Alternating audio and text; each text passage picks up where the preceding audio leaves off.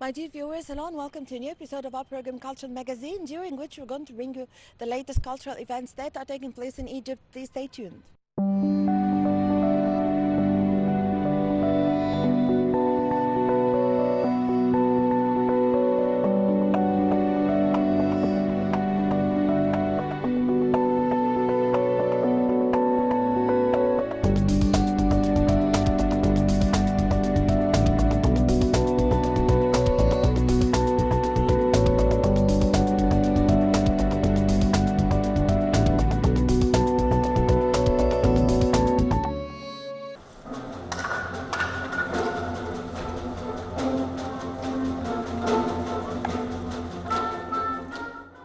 Under the auspices of the Minister of Culture, Dr. Ines Abdedaim, and the Egyptian Academy of Arts in Rome, headed by Dr. Hiba Youssef, an artistic celebration was organized as the first cooperation agreement with the Conservatoire of Santa Cecilia in Rome was held. The celebration included extracts from the most important international operas such as Aida, Rigolita, The Costume Party, La Traviata, and others, with the participation of the Egyptian tenor Amr Talat, who is a member of the State Prize for Artistic Creativity.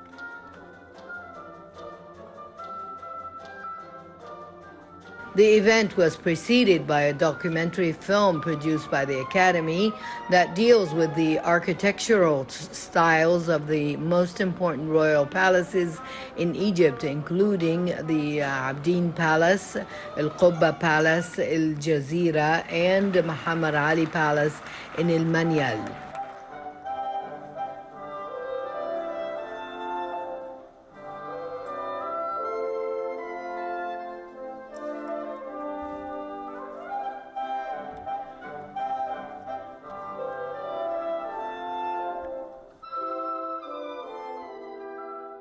The film was followed by a lecture by Italian architect Giulia Grossi about the restoration work in the Muhammad Ali Palace in Shobra, which will be inaugurated soon. The minister said that Egypt and Italy are among the oldest countries that have established arts and culture as an important part of their civilization. She added that the cooperation between the Egyptian Academy of Arts in Rome and the Santa Cecilia Conservatoire, which is one of the oldest and most important Italian specialized institutes, comes within the framework of efforts to strengthen partnerships with Italian cultural institutions. The Ministry of Culture aims to highlight the importance of exchanging intellectual and artistic activities between the two countries, which sheds light on the features of creative movement in the two societies. The celebration was attended by Plenipotentiary Minister Nagi Rabba, the Chargé d'Affaires of the Egyptian ambassador to Italy, and a large number of Egyptian, Arab, and foreign diplomats, cultural advisors, directors of corresponding art academies in Rome, the Egyptian community in Italy, as well as a large number of the Italian public who expressed their admiration for the performance of the participating artists who are completing their studies at the Conservatoire of Santa Cecilia and representing many countries of the world, including Italy, Japan, China, Korea, Kosovo, Germany, and others.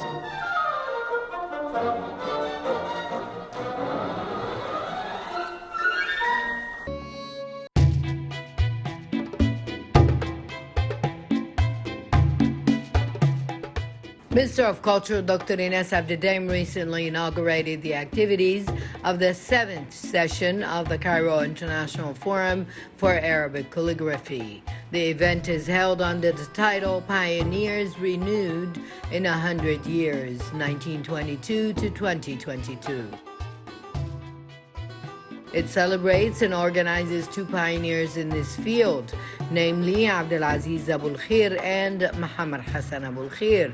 The Cultural Development Fund sector, headed by Dr. Fathi Al-Wahab, in cooperation with the Egyptian General Assembly for Arabic Calligraphy, headed by the artist Khudir al-Bursaidi, the Cairo Opera House, the Plastic Arts sector, and the Cultural Relations sector, with the participation of Azhar scholars and the Library of Alexandria, along with an exhibition as part of the celebrations of the 20s of the 20th century.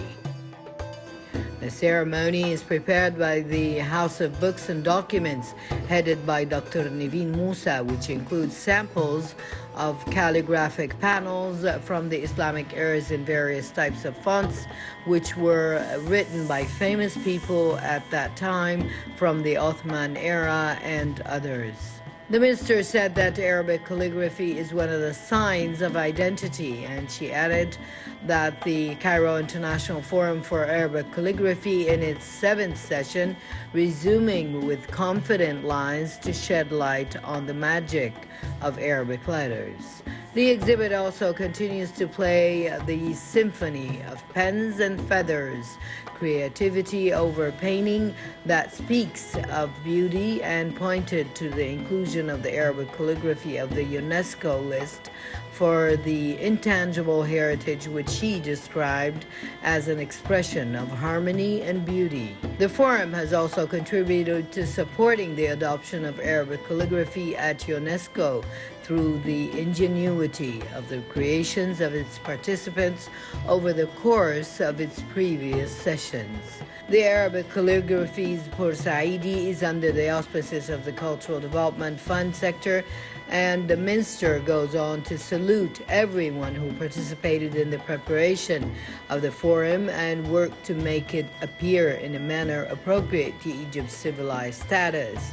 It is noteworthy that the 7th session of the Cairo International Forum for Arabic Calligraphy is attended by 125 artists from 15 countries, including 63 Egyptians and 27 from other countries, including Serbia, China, Tunisia, Pakistan, Iran, Japan, Thailand, Algeria, Indonesia, Libya, Yemen, Afghanistan, India, Uzbekistan, Nigeria.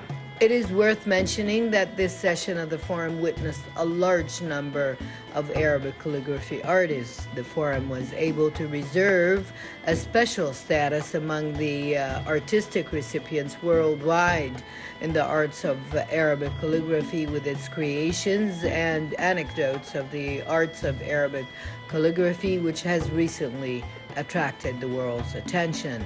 The latter culminated in UNESCO's announcement of the inclusion of Arabic calligraphy in its list of intangible cultural heritage, describing it as an expression of harmony and beauty.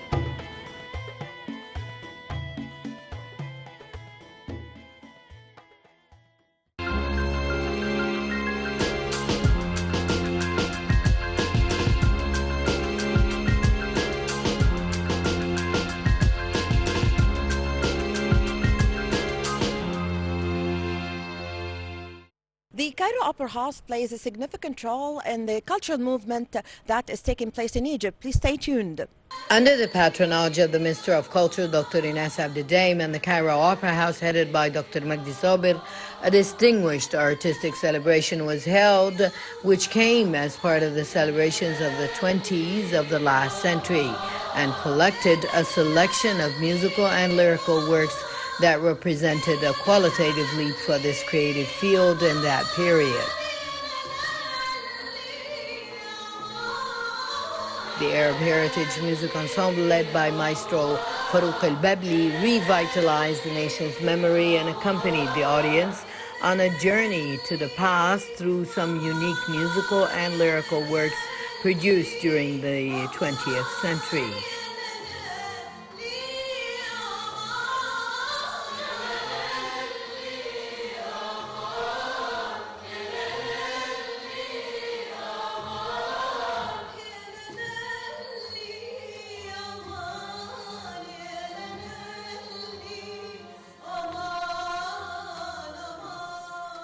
This came as musicians Atif Abdul Hamid, Angham Mustafa, Ahmed Mohsin, Noha Hafiz, Ahmed Sabri, and Hanan Al Khouli all excelled in the performance of a number of compositions for that age.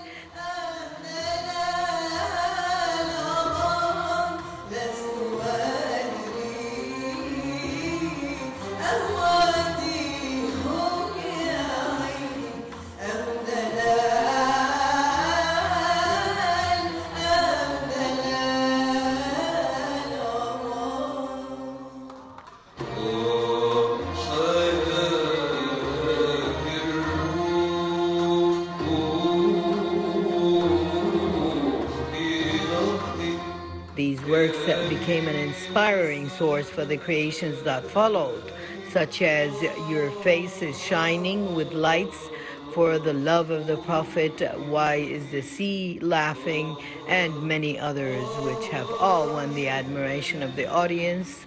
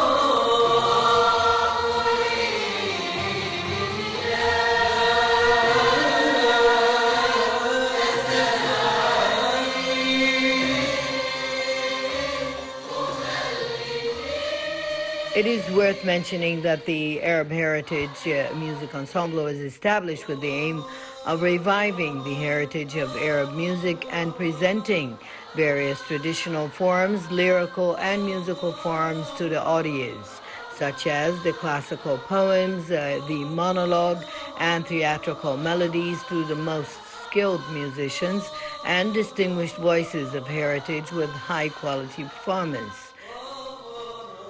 The troupe performed its first concert on the stage of the Arab Music Institute in 2004, after which its artistic activity continued and it achieved a large fan base.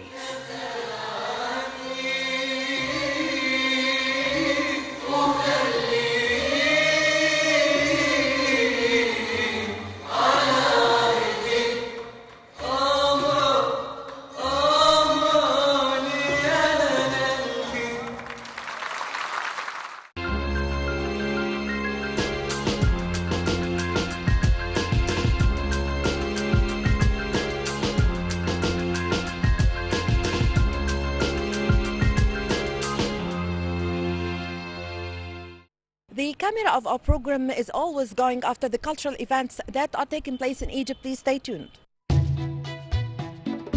Minister of Culture Dr. Ines Abdeldaim inaugurates the Egyptian art exhibition of the 1920s. Khalid Surur, the head of the plastic arts sector, accompanied the minister, along with Dalia Mustafa, the head of the Central Administration of Arts Centers at the arts complex, the Aisha Fahmy Palace in Zamalek.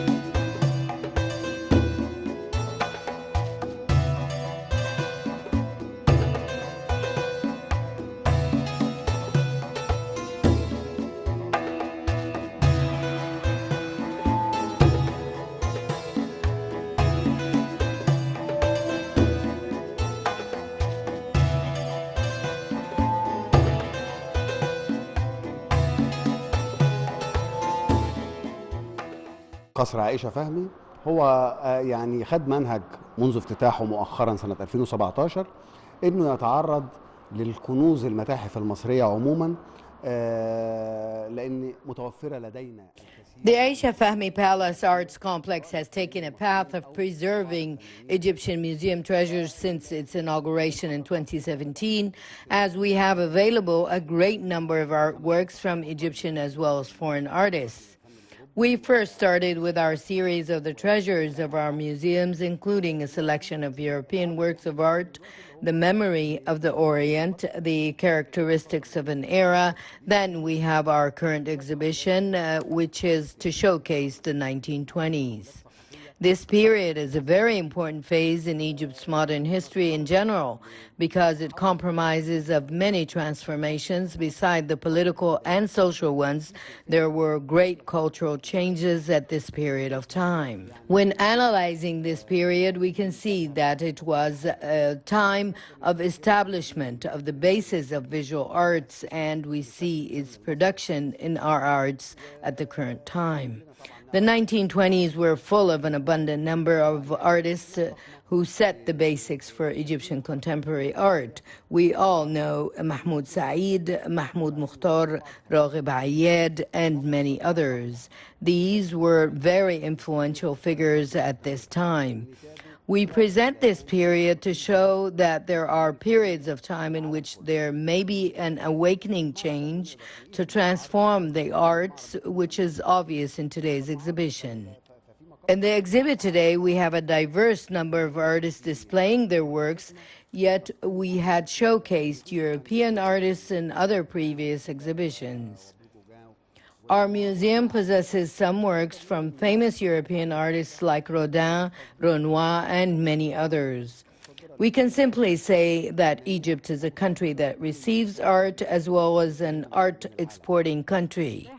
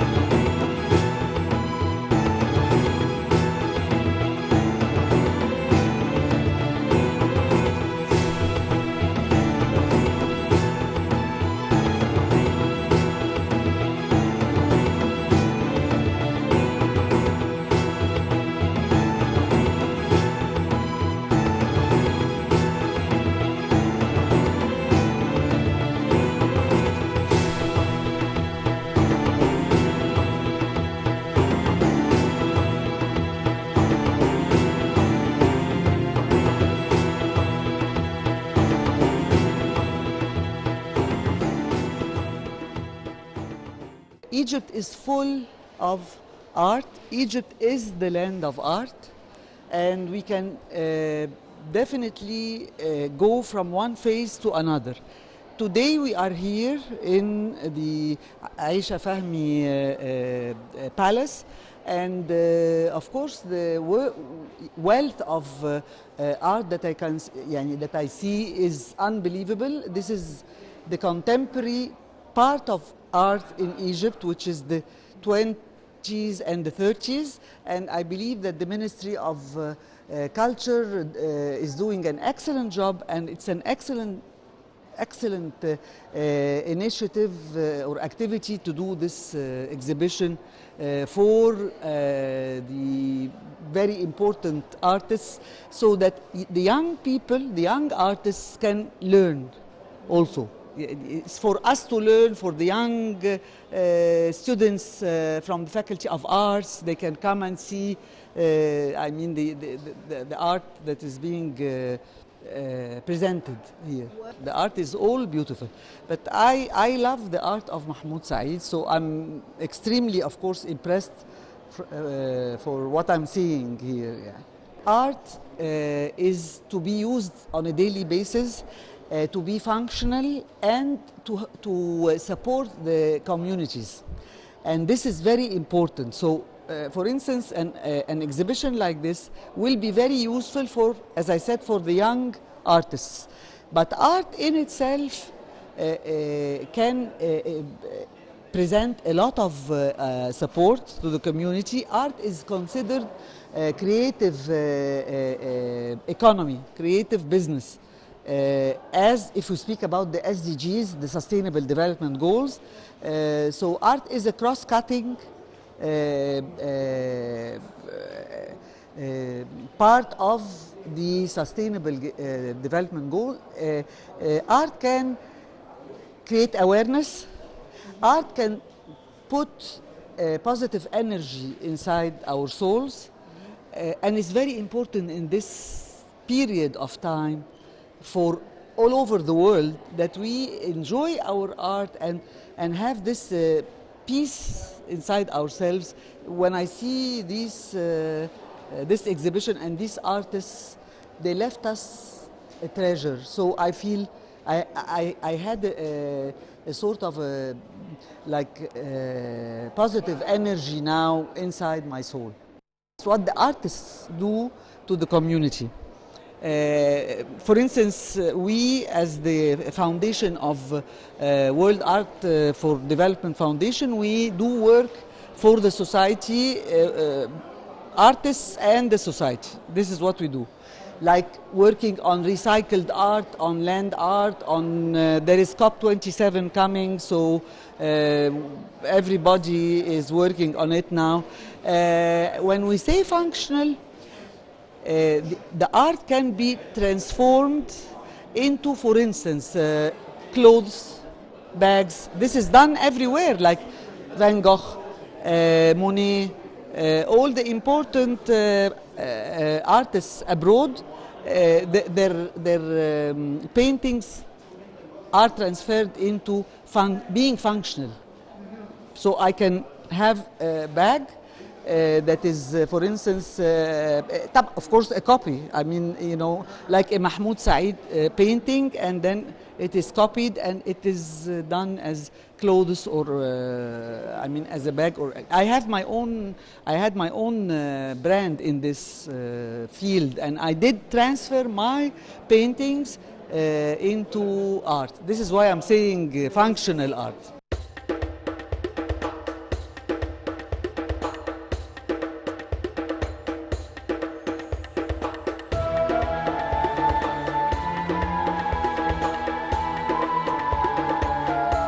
The exhibit includes a selection of the most important artworks of that period, such as Mahmoud Mukhtar, Mahmoud Saeed, Raghib Ayad, Yusuf Kamil, George Sabagh, Muhammad Hassan, Amy Nammar, Susan Adli, Shaban Zaki, and others from leading artistic figures of that era, for more than 90 works of about 20 artists.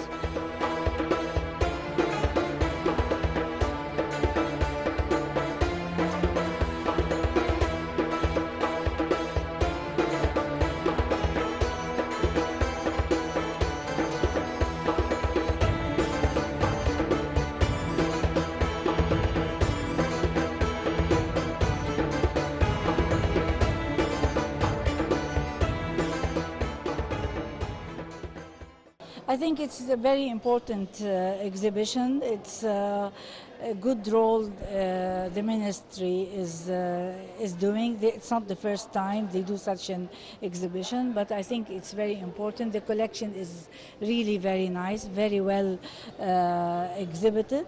And I think, yes, it is. It's very important. So just people that love art or really don't know about art, would really enjoy and appreciate. The only thing I think they need that more people would be aware of such an exhibition, so it can be allowed to people, to normal people, to understand and appreciate art, which is very important. And I think it is very important that the ministry would enhance and try to publicize such an event for the public.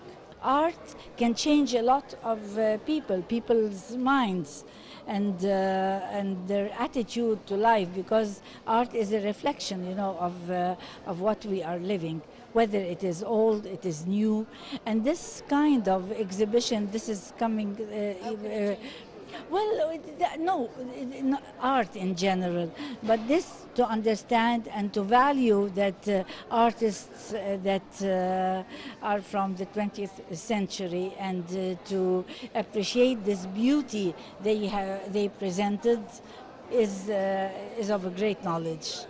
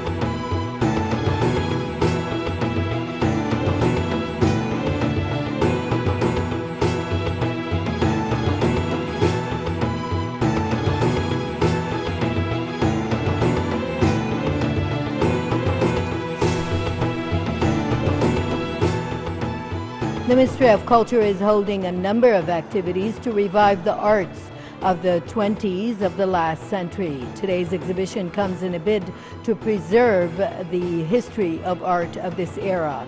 This is Sabina Gindi for the Cultural Magazine.